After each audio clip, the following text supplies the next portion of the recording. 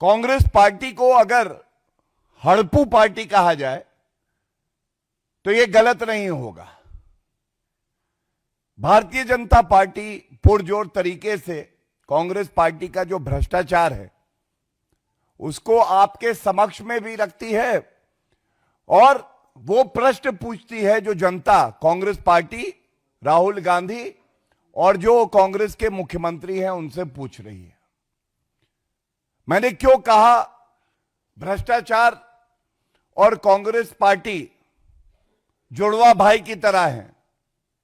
National Herald case में हमने देखा था किस तरह से सरकारी संपत्ति को अपनी व्यक्तिगत संपत्ति बना लिया। जमीन की बात हो रही है तो इसी तरह से रॉबर्ट वाड्रा सरकारी जमीन, किसानों की जमीन लेके उस पे अपना व्यवसाय फैलाने का कार्य करते हैं।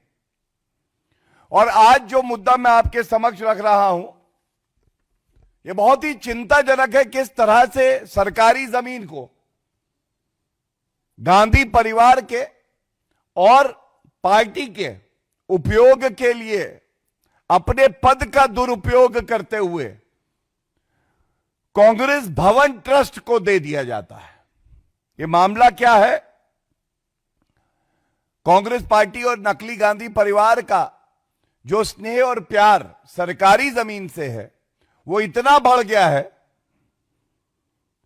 करीब 2 दर्जन 24 ऐसी सरकारी जमीनें थी जहां पे कर्नाटका की जनता के लिए सिविक एमिनिटीज आनी थी। जो प्लानिंग की जाती है कि जनता के लिए किस तरह की जरूरतें हैं उन जरूरतों को पूरा किया जाए। और जब अखबार में यह आया ये 2 दर्जन 24 ऐसी सिविक एमिनिटीज हैं जो कि जनता के हित के लिए अब इस्तेमाल नहीं होंगी, ये इस्तेमाल हो रही हैं कांग्रेस के भवन बनाने के लिए। 12 प्लॉट मुख्यमंत्री सिद्धरामैया जी ने म्युनिसिपल एडमिनिस्ट्रेशन के दे दिए हैं कांग्रेस भवन ट्रस्ट को और 12 और प्लॉट जो अर्बन डेवलपमेंट मंत्रालय के हैं ये भी दे दिए हैं कांग्रेस भवन ट्रस्ट को। बताया जाता है इनकी कीमत लगभग 40 से 50 करोड़ है। और दुर्भाग्यपूर्ण क्या है देखिए, 50 करोड़ के प्लॉट कांग्रेस पार्टी को, नकली गांधी परिवार को कितने में मिले? 2 करोड़ रुपए में। 2 करोड़ में 50 करोड़ की सरकारी जमीन को हड़प गए राहुल गांधी हड़पू। तो आज सवाल पूछा जाएगा, सिद्धरामैया जी ये बताइए, सरकारी जमीन state largest and the Honorable Supreme Court in many verdicts have said state largest, state land, state resources have to be utilized for the larger benefit of the people of the country and the state. Then why is it so?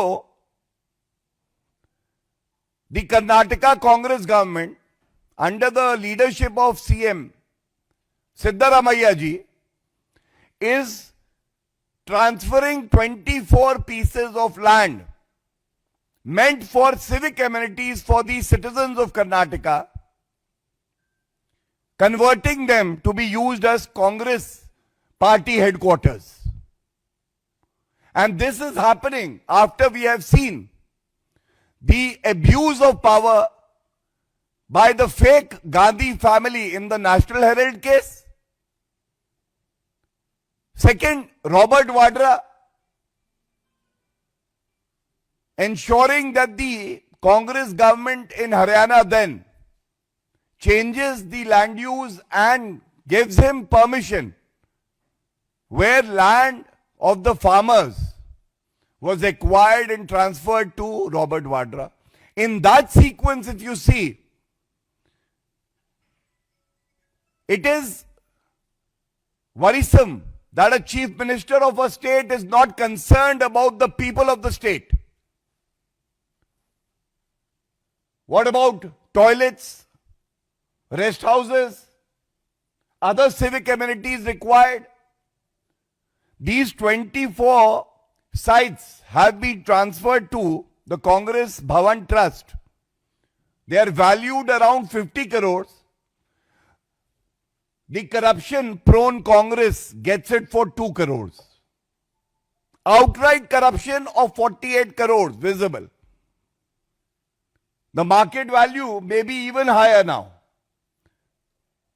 And the sad part is, what is the purpose of this transfer of land from civic amenities to building Congress offices?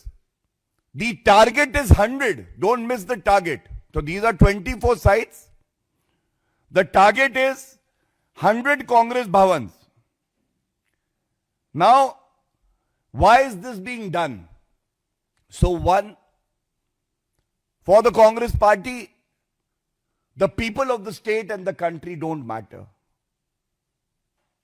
The DNA of the Congress is this, that we have to we have to appease the fake Gandhi family. The power tussle in Karnataka. We have seen how Chief Minister Siddaramaiah, glued to his chair, not worried about the people of the state, is being pushed, is being thrown out of the chair by whom? The Deputy CM, D.K. Shiv-Kumar, who is himself wanting to be the CM. And I am not saying this. This statement has come out in public on a number of occasions where he said that there was a 2.5-year formula and the chief minister has to be changed.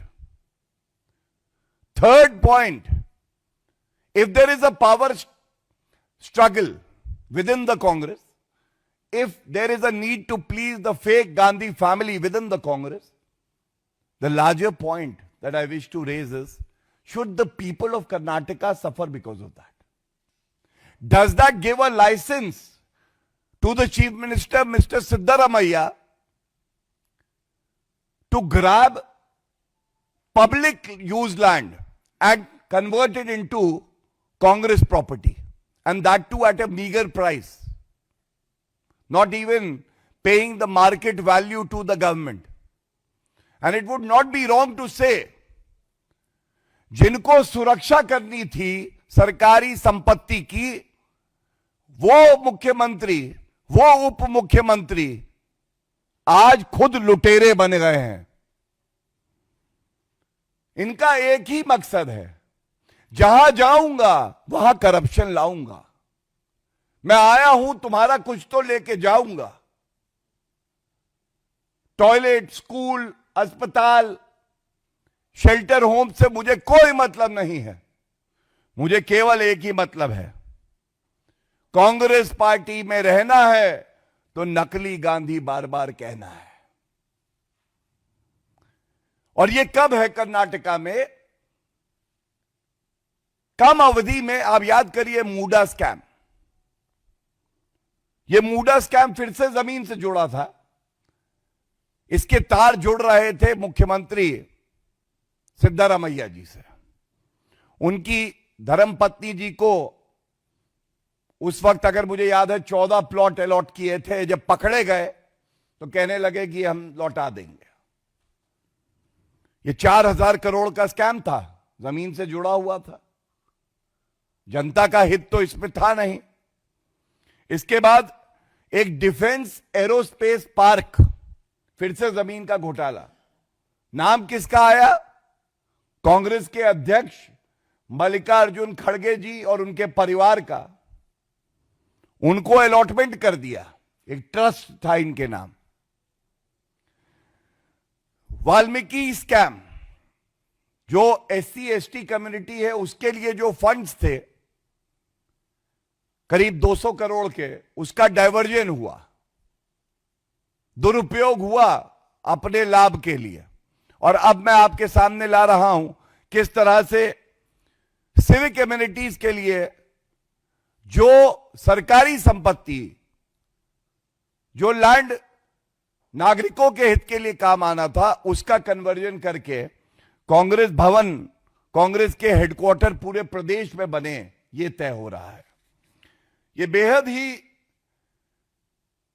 चिंताजनक है, और खासकर चिंताजनक इसलिए है कि पहले तो ये पॉलिसी डिसीजन ही गलत है, दूसरा औने पौने भाव में जो सरकारी संपत्ति को कन्वर्ट किया जा रहा है कांग्रेस की संपत्ति में, और कांग्रेस का मतलब है नकली गांधी परिवार की संपत्ति में, तो जनता कर्नाटका की भी इस मुद्दे को उठा रही है। और हम लोग भी यहां से ये सवाल खासकर नेता प्रतिपक्ष राहुल गांधी से पूछना चाहेंगे। राहुल गांधी जी, ये आपकी नाक के नीचे मुख्यमंत्री की कुर्सी के खेल में जनता को क्यों लूटा जा रहा है, कृपया करके ये हमें जरूर बताइएगा। और अगर कहा जाए कि कर्नाटका की जनता को क्या मिला, तो ये गलत नहीं होगा कहना नकली राहुल गांधी का ठुल्लू। कर्नाटका की जनता के लिए कुछ नहीं है इनके पास। मुझे यकीन है जनता ऐसा सबक सिखाएगी कांग्रेस पार्टी को, जैसे पूरे देश से कांग्रेस पार्टी गायब हुई है, कर्नाटका से भी गायब होगी।